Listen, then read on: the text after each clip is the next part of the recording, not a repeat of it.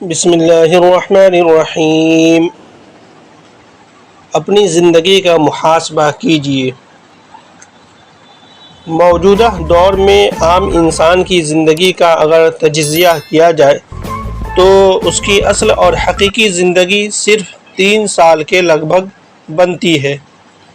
حقیقی زندگی سے ہماری مراد انسان کی وہ زندگی ہے جس کے لیے اس کو پیدا کیا گیا، اور وہ ہے اللہ تعالیٰ کی عبادت۔ انسان کی حقیقی زندگی صرف 3 سال ہے۔ آئیے تو ہم اپنی اس زندگی کا تجزیہ کر کے دیکھیں کہ یہ بات کس حد تک درست ہے۔ ہاں تو جناب نبی کریم صلی اللہ علیہ وسلم نے فرمایا، میری امت کی عمر 60 برس سے 70 برس تک ہے، اور ایک دوسری حدیث میں فرمایا، میری امت کی عمریں 60 اور 70 برس کے درمیان ہے، اور امت میں بہت ہی کم لوگ ایسے ہیں جو 60 یا 70 برس سے تجاوز کرتے ہیں۔ موجودہ دور میں انسان کی اوسط عمر 40 سے 50 برس کے درمیان ہے۔ فرض کیجئے کہ انسان کی کل عمر بجائے 40 یا 50 کے 63 برس ہے، کیونکہ ہمارے نبی کریم صلی اللہ علیہ وسلم کی عمر مبارک 63 برس ہوئی ہے۔ ان 63 برس کو میں اور آپ کیسے گزارتے ہیں؟ بس مذکورہ بحث سے اسی چیز کا احساس دلانا مقصد ہے کہ ہم جیسے دنیا داروں کی 63 سالہ زندگی کیسے گزرتی ہے۔ جیسا کہ آپ جانتے ہیں کہ عالمی قانون یہ ہے کہ آدمی روزانہ 8 گھنٹے ڈیوٹی دیتا ہے،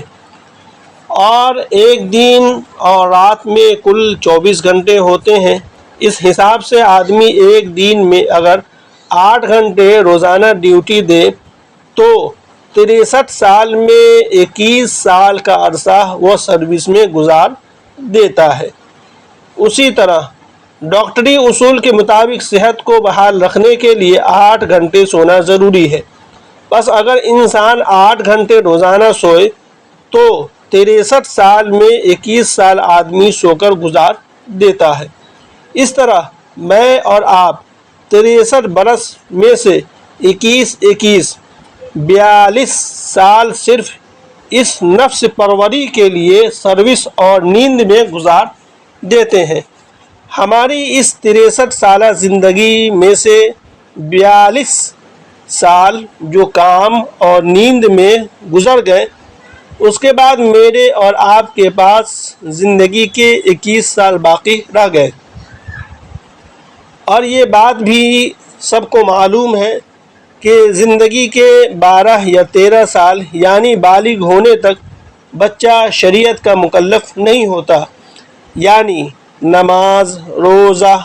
حج، زکوٰۃ وغیرہ بالغ ہونے تک اگر ادا نہ کرے گا تو اللہ تعالیٰ کے یہاں اس پر مواخذہ نہ ہوگا۔ اور سب کو معلوم ہے کہ زندگی کی یہ 12 یا 13 سال بچہ کھیل کود ہی میں گزار دیتا ہے، اور سب گھر والے اور عزیز و اقارب بچے کو کھلونے کے ساتھ بہلاتے پھسلاتے رہتے ہیں، اور اس کے لیے رنگ رنگ کے تحائف اور کھلونے خرید کر لاتے رہتے ہیں۔ بہرحال انسانی زندگی کی یہ 13 برس بھی کھیل کود اور لڑکپن میں گزر جاتے ہیں۔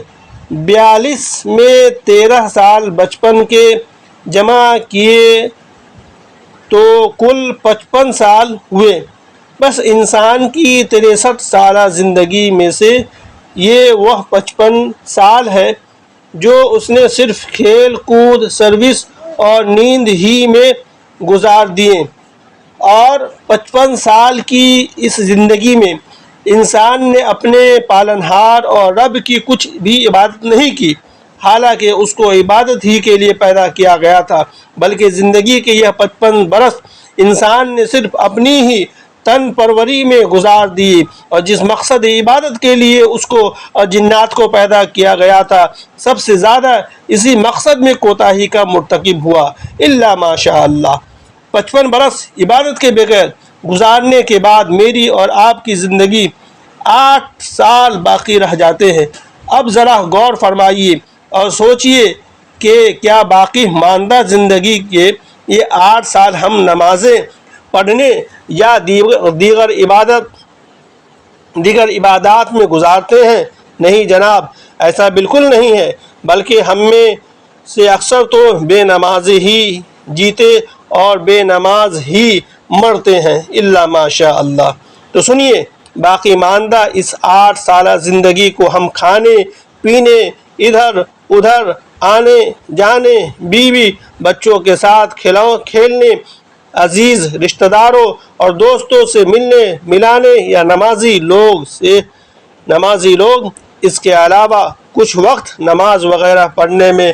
صرف کرتے ہیں، مگر بے نمازی اور بقول اقبال پرانے پاپی کے یہ 8 سال بھی نماز نہ پڑھنے کی وجہ سے تن پروری اور پاپ ہی میں گزر جاتے ہیں، اور وہ اس طرح کے 8 برس کے اندر پکے سے پکا نمازی اگر روزانہ 5 نمازیں پابندی سے ادا کرے تو 24 گھنٹوں میں 1 یا 1.5 گھنٹہ روزانہ کی عبادت یعنی 5 نمازیں پڑھنے میں صرف کرتا ہے۔ میرے دوستو، ہم نے اپنی اوسطاً 63 سالہ زندگی کا تجزیہ کیا۔ آپ بھی حساب لگائیے اور تجزیہ کر کے دیکھ لیں کہ اگر ایک پکے سے پکا نمازی روزانہ 1 یا 1.5 گھنٹہ 5 نمازیں پڑھنے میں صرف کرتا ہے تو 63 برس میں صرف 2 سال 7 ماہ 15 دن کی مدت اس کی اللہ تعالیٰ کی بندگی یعنی نماز پڑھنے میں صرف ہوتی ہے۔ اب آپ اندازہ لگائیں کہ 63 برس میں ایک پکا نمازی اور دیندار آدمی اپنے اس رب کو کتنا وقت دیتا ہے جس نے اسے صرف اور صرف اپنی عبادت ہی کے واسطے پیدا کیا، اور اپنی تن پروری کے لیے کتنا وقت صرف کرتا ہے۔ انسان کی اس انتہائی غفلت کے باوجود اللہ تعالیٰ نے اس کے آگے پیچھے اوپر نیچے دائیں بائیں اپنی نعمتوں کے جال بچھا رکھے ہیں۔ دوستو، کیا ہم سب رات اور دن اللہ تعالیٰ کی نعمتوں سے لطف اندوز نہیں ہو رہے؟ یاد رکھیے، اگر ہم آپ سو بھی رہے ہیں تو جب بھی ہم سراپا اللہ کی نعمتوں میں مست ہیں، نیند کا آنا اور پھر اس سے ہماری رات یا دن بھر کا تھکان کو ہماری بدمستیوں اور نافرمانیوں کے باوجود اللہ تعالیٰ کا نیند کے ذریعے دور کر دینا، کیا یہ کوئی معمولی نعمت ہے؟ اللہ تعالیٰ نے تو انسان کے رات اور دن کے اس سونے کو اپنی یادگاروں میں سے ایک یادگار اور نشانی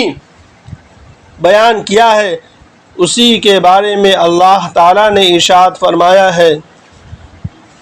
اعوذ باللہ من الشیطان الرجیم، بسم اللہ الرحمن الرحیم،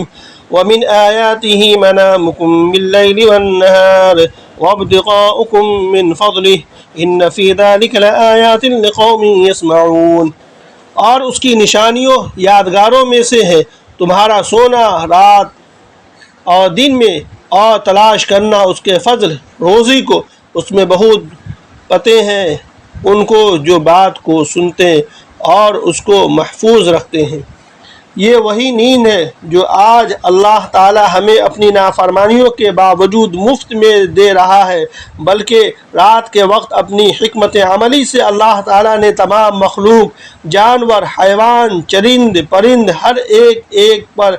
ایک ہی وقت رات میں یہ نیند جبراً مسلط کر دی ہے، تاکہ خصوصاً میرے بندے اور عموماً میری دوسری مخلوق آرام کی نیند سو سکے۔ اس لیے کہ اگر صرف ایک مخلوق پر نیند مسلط کر دی جاتی اور دوسرے کو چھوڑ دیا جاتا تو انسان نہ رات کو سو سکتا اور نہ ہی دن میں آرام کر پاتا۔ اب ذرا غور فرمائیے، کیا یہ شرم کی بات نہیں ہے کہ ایسے محسن نے ہمیں جس مقصد کے لیے پیدا کیا ہم اسی مقصد کو بجا آوری میں کوتاہی کرنے لگے اور 63 برس میں 55 سال اپنی تن پروری میں لگا دیں اور صرف 2 یا 3 سال میں معاذ اللہ اس رب عظیم کو ترخا کر اس جنت کی امیدیں باندھے جس کے متعلق ارشاد ہے اعوذ باللہ من الشیطان الرجیم ارضها کارض السماء والارض، جس کا عرض اور پھیلاؤ آسمان اور زمین دونوں کو اگر ملا کر رکھا جائے تو اس کی برابر جنت کا عرض ہوگا، طول کتنا ہوگا یہ اللہ ہی جانے۔ ایسی جنت کے حصول کی خاطر آیت مذکور میں اللہ تعالیٰ نے تو یہ فرمایا کہ دوڑو اپنے رب کی معافی کی طرف اور اس بحشت کی طرف جس کا عرض اور پھیلاؤ آسمان کے عرض اور پھیلاؤ کے برابر ہے، مگر انسان دوڑنے کے بجائے جنت کے حصول کی خاطر اس کی طرف چلنا بھی گوارا نہ کریں اور 63 برس کی زندگی میں سے صرف 2 یا 3 سال اللہ کی عبادت میں لگا کر ایسی لمبی چوڑی جنت کے حصول کی امیدیں باندھے تو یہ احمقانہ حرکت نہیں۔ دوستو یہ بات یاد رکھیں کہ 63 سالہ زندگی میں سے 2 سے 3 سال کا جو عرصہ آپ اللہ کی یاد اور اس کی عبادت میں گزارتے ہیں بس یہی آپ کی اصل اور حقیقی زندگی ہے۔ اس بات کو اس طرح سمجھیے کہ جیسے کسی انسان کی ڈیوٹی اگر 8 گھنٹے روزانہ ہو، اب اگر وہ 8 گھنٹے امانت اور دیانت داری سے کام کرے گا تو یہ 8 گھنٹے اس کی اصل اور حقیقی ڈیوٹی شمار ہوگی اور مالک سے اس کا پورا معاوضہ وصول کرے گا۔ لیکن اگر ایک شخص ڈیوٹی پر تو حاضر ہوا مگر اس نے 8 گھنٹے کے بجائے صرف 1 گھنٹہ امانت اور دیانتداری سے کام کیا اور باقی 7 گھنٹے کا وقت آفس میں سو کر یا ادھر ادھر پھر کر گزار دیا اور مالک کو اس کا پتہ چل گیا تو اس کی اصل اور حقیقی ڈیوٹی 1 گھنٹہ شمار کی جائے گی، گرچہ اس نے آفس میں 8 گھنٹے ہی کیوں نہ گزارے ہوں، اس لیے کہ اس کی اصل ڈیوٹی وہ ہے جس میں اس نے کام کیا اور وہ اسی کا معاوضے کا مستحق ہے۔ اگر یہ شخص 1 گھنٹہ کام کر کے 8 گھنٹے کی محنت کا مطالبہ کرے تو سب اس کو بیوقوف کہیں گے اور مالک چاہے تو غصے میں آ کر اس کو نوکری سے نکال دے یا معطل کر دے۔ دوستو میری اور آپ کی اصل اور حقیقی زندگی وہی ہے جو اللہ کی یاد اس کی عبادت میں گزارے، اس لیے کہ انسان کی اصل ڈیوٹی عبادت ہے۔ بس جو جتنا وقت عبادت میں لگائے گا وہی اس کی اصل زندگی اور ڈیوٹی شمار ہوگی، گرچہ وہ دنیا میں 60-70 برس زندہ رہے۔ اب میری اور آپ کی اپنی مرضی ہے کہ ہم اپنی اس 63 سالہ زندگی کو اصلی اور حقیقی زندگی بنا لیں اور یا 2-3 سال کو اصلی زندگی بنا لیں اور باقی ماندہ زندگی کو بگاڑ لیں۔ اللہ تعالیٰ کا اس سے کچھ نہیں بگڑے گا اور نہ ہی وہ کسی شخص کو زبردستی مناتا ہے، بلکہ وہ تو خود ہی فرماتا ہے لا اکراہ فی الدین کہ دین اسلام میں زبردستی نہیں ہے، بلکہ انسان کو جتنا دیتے ہوئے ارشاد فرمایا فمن شاء فلیؤمن ومن شاء فلیکفر انا اعتدنا للظالمین نارا۔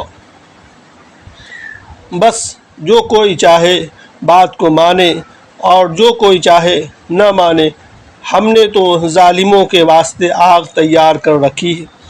بس انسان کی اصل زندگی وہی ہے جو اللہ کی یاد اور اس کی عبادت میں گزر جائے۔ نبی کریم صلی اللہ علیہ وسلم کا فرمان ہے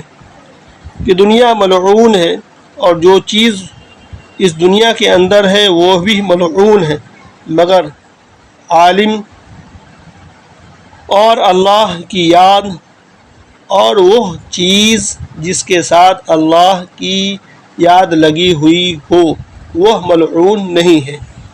اس حدیث سے بھی پتہ چلا کہ جس چیز کے ساتھ اللہ کی یاد لگی ہوئی نہ ہو وہ ملعون اور اللہ کی رحمت سے دور ہے، اور جو زندگی اللہ کی یاد سے غافل اور اس کی رحمت سے دور ہو